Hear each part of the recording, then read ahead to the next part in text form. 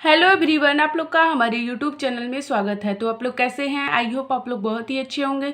तो आज हम लोग फाइलम पोरीफेरा का एम्फीब्लास्टुला टॉपिक देखेंगे। ये एक बहुत ही इंपॉर्टेंट टॉपिक है। ये बीएससी एमएससी में एक शॉर्ट या लॉन्ग आंसर टाइप क्वेश्चन में पूछा जाता है। तो चलिए आज हम लोग इसके बारे में स्टडी करते हैं। एम्फीब्लास्टुला, तो चलिए हम लोग एम्फीब्लास्टुला के बारे में स्टडी करते हैं।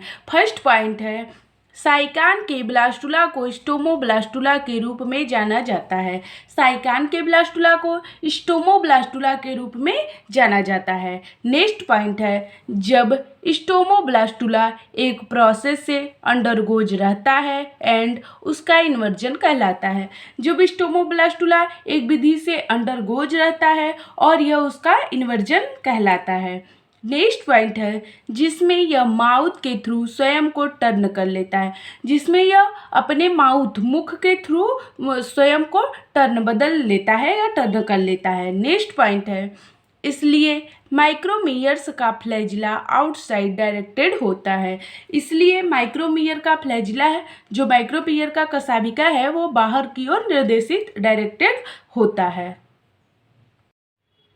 नेक्स्ट पॉइंट है, इम्ब्रियो को अब एम्फीब्लास्टुला कहा जाता है। इम्ब्रियो को एम्फीब्लास्टुला कहा जाता है। एम्फीब्लास्टुला दो शब्दों से मिलकर बना होता है, एम्फी प्लस ब्लास्टोस। एम्फी का मतलब होता है बोथ और ब्लास्टोस का मतलब होता है जन्म। तो एम्फीब्लास्टुला का मतलब हुआ बोथ जन्म। एम्ब्रियो को अब एम्फीब्लास्टुला कहा जाता है। नेक्स्ट पॉइंट है, बिकॉज इसकी 1/2 बियर्स फ्लैजिला एंड अदर हाफ नहीं है। क्योंकि इसका 1/2 बियर्स फ्लैजिला होता है एंड अदर हाफ नहीं है। नेक्स्ट पॉइंट है, फ्लैजिलेटेड सेल्स या माइक्रोमीयर्स नैरो है।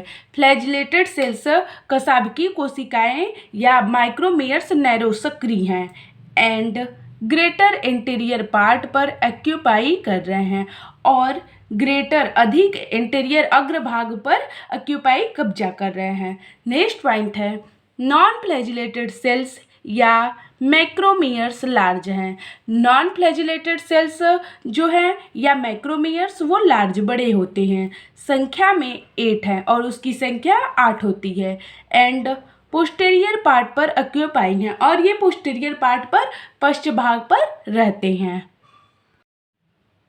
तो फ्रेंड्स, आप लोग एम्फीब्लास्टुला लार्वा का फिगर देख सकते हैं। इसमें फ्लैजिलेटेड माइक्रोमीयर्स पाया जाता है, नॉन फ्लैजिलेटेड है मैक्रोमीयर्स जिसे कहा जाता है। तो आप लोग एम्फीब्लास्टुला का फिगर देख सकते हैं। अब हम लोग एम्फीब्लास्टुला के सिग्निफिकेंस को जान लेते हैं। एम्फीब्लास्टुला लार्वा का सिग्निफिकेंस क्या होता है फाइलम पोरीफेरा में, तो चलिए हम लोग इसके बारे में स्टडी कर लेते हैं। तो फर्स्ट पॉइंट है, एम्फीब्लास्टुला स्पंजोसील में ब्रेक हो जाती है। एम्फीब्लास्टुला लार्वा जो है वो स्पंजोसील में टूट जाती है, ब्रेक हो जाती है एंड बाहर जाने वाले वाटर करंट के साथ ऑस्कुलम के थ्रू बाहर निकलता है और बाहर जाने वाले वाटर करंट जलधारा के साथ ऑस्कुलम के माध्यम से ये आउटसाइड बाहर निकल जाता है। नेक्स्ट पॉइंट है, यह सम टाइम के लिए वाटर में फ्रीली स्विम करता है और यह कुछ समय के लिए जल में फ्रीली स्विम करता है, फ्रीली तैरता रहता है। नेक्स्ट पॉइंट है, व्हाइल स्विमिंग, जबकि तैरते समय फ्लैजिलेटेड पोल को इंटीरियरली डायरेक्ट किया जाता है, जबकि फ्लैजिलेटेड पोल को अग्रभाग पर डायरेक्ट निर्देशित किया जाता है एंड फ्लैजिला की बीटिंग द्वारा फोर्स फॉर स्विमिंग की सप्लाइड की जाती है और फ्लैजिला के बीटिंग द्वारा स्विमिंग को फोर्स किया जाता है और उसको सप्लाई किया जाता है। नेक्स्ट पॉइंट है, फ्यू आवर्स के लिए स्विमिंग के बाद गैस्टुलेशन फ्लैजिलेटेड सेल्स के इन्वेजिनेशन के द्वारा होता है। कुछ समय के लिए, कुछ घंटों के लिए स्विमिंग तैरने के बाद गैस्टुलेशन फ्लैजिलेटेड कशाभिकी कोशिकाओं के इन्वेजिनेशन के द्वारा होता है।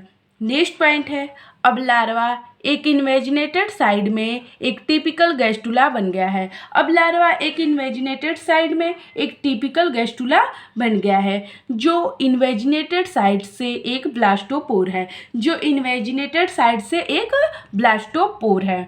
तो फ्रेंड्स आप लोग एम्फीब्लास्टुला लार्वा को देख सकते हैं, ये शॉर्ट क्वेश्चन में आएगा, आप लोग लिख सकते हैं, इतना बहुत ही काफ़ी है।